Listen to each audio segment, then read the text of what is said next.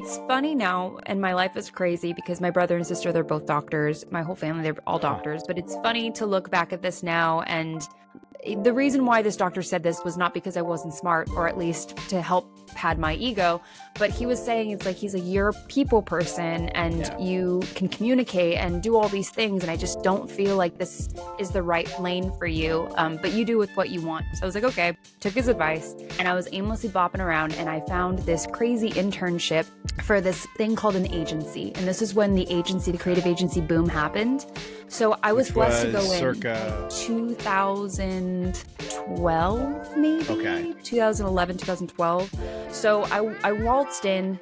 It was a 1-year wait to even get an internship at this place. And I got in and I fought my way in, and I was like, I'm going to work my ass off. And in that mix, I was able to work with Impossible Foods, RVCA, Calvin Klein, all these huge companies, Keen, and rub elbows with the CEOs, learning on the experiential marketing side, PR side. And as much as I loved it, it just didn't have any measurement behind it either. I knew there was more. So I started working at Supra Footwear. They swooped me up, which is a skate brand. I love skate. So I was the interim marketing director there and did a lot of collaborations and have a lot of really cool, shiny accolades there. But again, no measurement. I was managing huge budgets for campaign strategy. However, none of it was tactical. It was very brand specific. And then from there, worked with small businesses, and somehow, some way, a tragedy happened. I won't go super in depth with what that was, but my life got rocked and I was at rock bottom. I had no money and everything was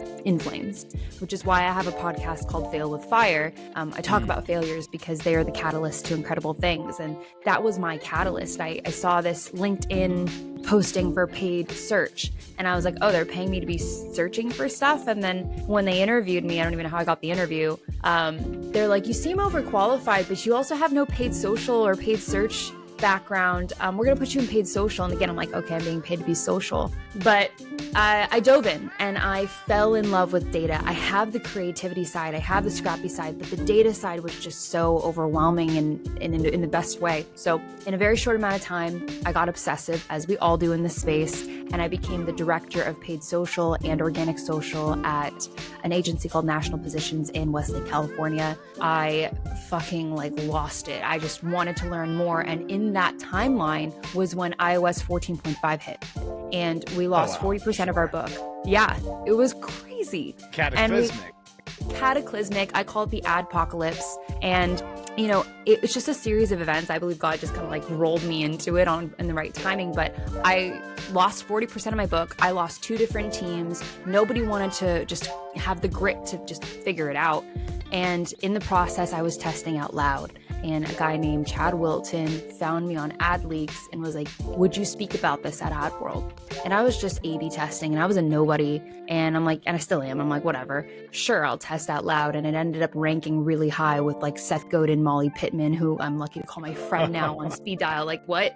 And wow. It's wild. And then I was asked to speak in Dubai, and that's where I met Nick Shackelford and Jason Akatiff and all these guys and built this network. And I speak nonstop about first-party data now. I talk about how to pivot post iOS 14.5. It really made that my heartbeat. And in that process, built my own platform, with my partner, because as much as I love the other platforms that were out there, I felt there was a different way. I felt there was a way great for agencies and tacticians. So it landed us here. It was a very long-winded intro, but I felt like it was really necessary for you to understand the evolution of how I even got here. It's crazy. It's a crazy story, but I think that's the beautiful thing is looking back, it makes sense. When we're in it in the moment, there's someone listening right now who's like, my life makes no sense and this is crazy. And then you get to the other side where there is a little bit of calm. And I know you're planning a wedding right now, so we can't say it's totally calm, but you get to a place where you can look back and go, oh, wow, that's how I got exactly to where I am now, which is the happiest, most fulfilled I've ever been, most aligned to purpose. And I think that's the beautiful part is the journey and falling in love with the process, which you did early on. You fell in love with the process and perpetually curious and I've got to find more. I've got to find more. I've got to find more. And now you've got a platform that's helping probably a lot of brands who are kind of lost on that marketing side. Come back for a second. That the 40% loss to the book of business where did they go? What did they do? Like what changed so significantly for those companies that they made such a significant shift in whatever their strategy was?